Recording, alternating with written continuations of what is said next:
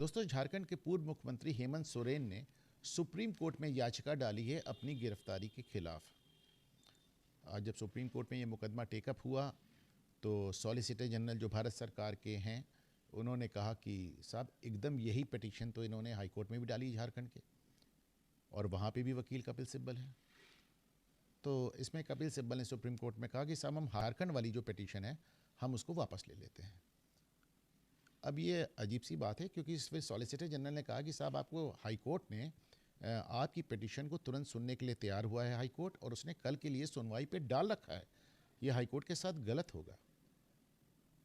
लेकिन कपिल सिब्बल अपनी बात पे अड़े रहे कि वो सुप्रीम कोर्ट में ही बहस करना चाहेंगे, और chief justice of India justice Chandrachud ने उनकी बात को मान लिया।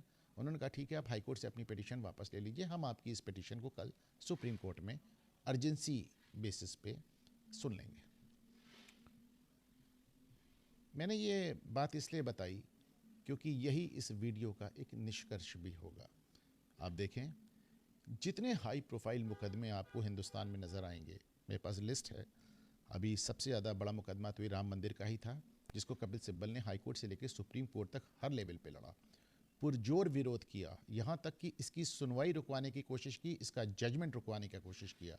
ये तक कहा कि हाई कोर्ट का अगर जजमेंट आ गया, सुप्रीम कोर्ट का जजमेंट आ गया तो राजनीति प्रभावित होगी, इसे भी रोक दिया जाए। लेकिन जैसा कि हम सब जानते हैं, कपिल हार गए।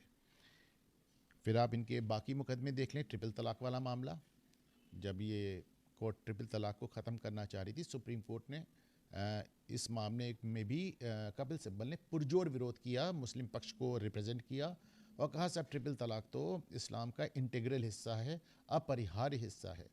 लेकिन वो मुकदमा भी कपिल सिब्बल हार गए। मैं यहाँ बैठ के प्रयागराज से वीडियो बना रहा हूँ। यहाँ पे इलाहाबाद हाई कोर्ट है, यहाँ पे एक मस्जिद थी और चूँकि वो हाई कोर्ट के अंदर थी तो उसको भी हटाने की कार्रवाई चल रही थी। कपिल सिब्बल ने उसमें भी मस्जिद पक्ष का बचाव किया, लेकिन वो मुकदमा भी कपिल हार गए और उस मस्जिद को हाई कोर्ट परिसर से तोड़कर हटा दिया गया। हिजाब वाला आपको याद होगा, कर्नाटक का मामला, कि साहब हिजाब, स्कूली बच्चों को हिजाब पहनना चाहिए, नहीं पहनना चाहिए, स्कूलों को ये हक है या नहीं है कि बच्चों को, ख़ास तौर से स्कूली बच्चों को हिजाब पहनने से रोक सकें। इसमें भी कपिल सिब्बल ने मुस्लिम पक्ष का बचाव किया। उन्होंने कहा कि साहब उन्हें पूरा हक मिलना चाहिए, किसी भी क्लास की कोई भी बच्ची हिजाब पहनने के लिए स्वतंत्र होनी चाहिए। ये मुकदमा भी कपिल हार गए। फिर आप धारा 370 अनुच्छेद 370 मामला कश्मीर का देखते हैं। यहाँ पे कपिल सिब्बल ने बड़ी लंबी लड़ाई लड़ी कि साहब 370 को वापस लागू कर दिया जाना चाहिए, उसको हटाना गैर कानूनी है। जाहिर सी बात है कपिल ये मुकदमा भी हार गए। एक बहुत दिलचस्प मुकदमा कपिल सिब्बल हारे जब राहुल गांधी और सोनिया गांधी पर नेशनल हेराल्ड वाले मामले में भ्रष्टाचार का, चोरी का एक तरह से आप समझिए आरोप लगा कि इन्होंने गैर कानूनी तरीके से, बेईमानी से नेशनल हेराल्ड की हज़ारों करोड़ की प्रॉपर्टी हथिया ली। इस मामले में जब डिस्ट्रिक्ट कोर्ट से राहुल गांधी और सोनिया गांधी के लिए समन जारी हुआ तो कपिल सिब्बल ने हाई कोर्ट और सुप्रीम कोर्ट में सोनिया गांधी और राहुल गांधी का बचाव किया और कहा कि इस समन को रद्द कर दिया जाए, ये समन गलत है। और देखें कि हाई कोर्ट और सुप्रीम कोर्ट दोनों ने ही कपिल सिब्बल से कहा कि साहब राहुल गांधी और सोनिया गांधी के खिलाफ इसमें पर्याप्त सबूत नज़र आ रहे हैं, इस समन को रोका नहीं जा सकता। और अंततः राहुल गांधी और सोनिया गांधी को ज़िला अदालत में सरेंडर करना पड़ा, जहां उनको गिरफ्तार करने के बाद उनको ज़मानत दे दी गई। जाहिर है कपिल ये भी मुकदमा हार गए। फिर अभी आपने महाराष्ट्र में देखा जब शिवसेना दो हिस्सों में टूट जाती है और उद्धव ठाकरे से टूट के शिंदे अपना ग्रुप बनाते हैं और उनको सरकार बना लेते हैं और वो एकनाथ शिंदे और मुख्यमंत्री बन जाते हैं। तो उसमें भी उद्धव ठाकरे कपिल सिब्बल की शरण में आए और वहाँ भी कपिल सिब्बल ने बहुत लंबे समय तक ये मुकदमा चलाया और पूरी कोशिश की वो शिंदे को मुख्यमंत्री पद से हटा दें या फिर शिंदे के साथ जो लोग टूट के गए हैं उनकी सदस्यता ही समाप्त करा दें। कपिल ये भी मुकदमा हार गए। आधार वाले मुद्दे में देखा, आधार कार्ड को लेकर कपिल सिब्बल ने कोर्ट में बहुत तमाशा किया और उन्होंने कहा साहब आधार कार्ड निजता का हनन होगा और ब्रीच टू प्राइवेसी वगैरह, और उन्होंने आधार कार्ड को भी रोकने का बहुत प्रयास किया। पर जैसा कि आप जानते हैं, आप सब आधार कार्ड इस्तेमाल करते होंगे, कपिल आधार कार्ड को भी नहीं रोक पाए। इसके अलावा वो CAA भी नहीं रोक पाए। अभी जो CAA वाला कानून हुआ और आपने देखा पूरे देश में इसके खिलाफ एजिटेशन हुआ, तमाशे हुए, कपिल ने इसको भी ज़बरदस्त तरीके से लड़ा। वो चाहते थे कि CAA कानून सुप्रीम कोर्ट रद्द कर दे। कपिल यहाँ भी हार गए, CAA कानून लागू है। जलीकुट्टी मामला आपको याद होगा। जलीकुट्टू एक तमिलनाडु में एक बैलों के साथ और सांडों के साथ एक खेल होता है, तो सुप्रीम कोर्ट उसको अमानवीय कहते हुए उस पर रोक लगाना चाहती थी। उसमें वो तमिलनाडु सरकार को रिप्रेजेंट कर रहे थे कपिल सिब्बल। उन्होंने कहा नहीं सब, जलीकुट्टू वो एक कल्चरल चीज़ है, इसको रोका नहीं जा सकता वगैरह वगैरह।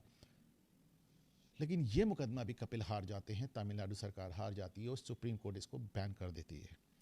आपको याद होगा कि राहुल गांधी ने आरएसएस को लेके कुछ गंभीर इल्ज़ामात लगाए थे, जिसमें उन्होंने कहा था कि आरएसएस ने महात्मा गांधी की हत्या कराई है।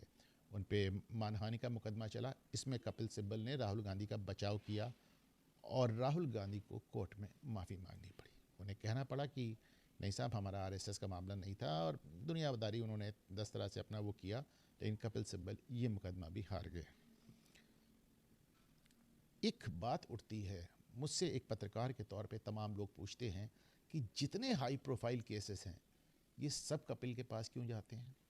नंबर 2, और कपिल के सारे मुकदमे, तकरीबन सारे बड़े मुकदमे हारने के बावजूद आज भी जो भी पॉलिटिकल पार्टी या जो भी पॉलिटिशियन दिक्कत में आता है वो कपिल सिब्बल के पास क्यों पहुंच जाता है। तो देखें आप, इसमें तो दो राय नहीं, कपिल सारे हाई प्रोफाइल केस हारते चले गए, लेकिन एक उनकी अपनी एक रेपुटेशन बन गई। वो लॉ मिनिस्टर भी रहे हैं देश के, और वो HRD मिनिस्टर भी रहे हैं देश के। वो बड़े वकील माने जाते हैं, और हाई कोर्ट और सुप्रीम कोर्ट के पास बहुत डिस्क्रिशनरी पावर्स होती हैं। ये डिस्क्रिशनरी पावर्स स्टे देने में काम आती हैं, गिरफ्तारी रोकने में काम आती हैं। और जैसा कि जहाँ से मैंने आज बात शुरू की थी कि आपने देखा कि जब हाई कोर्ट में एक पिटीशन पेंडिंग थी तो सुप्रीम कोर्ट को उसको सुनने की कोई आवश्यकता नहीं थी, लेकिन कपिल खड़े हुए, कपिल ने जिद किया और सुप्रीम कोर्ट ने मान लिया। कपिल सिब्बल का यही स्टैचर है, यही कद है कि छोटी छोटी बातें वो अपनी सुप्रीम कोर्ट से मनवा लेते हैं, अदालतों से मनवा लेते हैं, जिसकी वजह से आज जो भी बड़ा राजनेता या राजनीतिक पार्टी दिक्कत में आती है वो कपिल सिब्बल का रुख करती है। लेकिन जिस तरह कपिल सिब्बल अपनी छोटी छोटी तमाम बातें कोर्टों में मनवा लेते हैं, उसी तरह बड़े बड़े सारे मुकदमे हार जाते हैं।